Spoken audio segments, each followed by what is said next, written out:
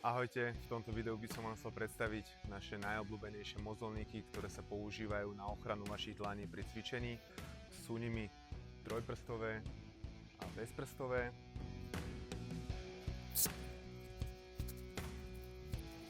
Takže ako už z názvu vyplýva, pri týchto bezprstových mozolníkoch nemusíte používať prsty a ich najväčšou výhodou je na vrchu navrstvená koža, ktorá vám pomôže rýchlo sa dostať na hrazdu a keď zleziete z hrazdy, tak len jednoducho vyhrniete mozolníky a môžete ísť na akýkoľvek iný cvik, nakoľko máte úplne voľné ruky.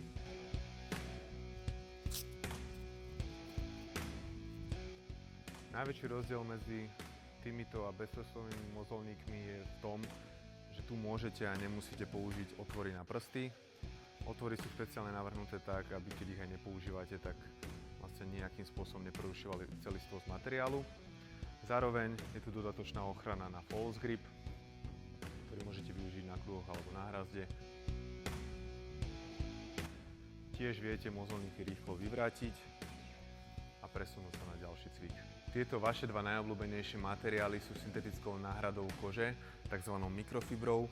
Biela mikrofibra, ktorá je bez povrchovej úpravy, je najvhodnejšia na naše povrchy hrázd a tá druhá s dodatočnou povrchovou úpravou pogumovaním je vhodná na akékoľvek typy hrázd, ale najmä na tie, ktoré sú hladšie a viac sa šmýkajú.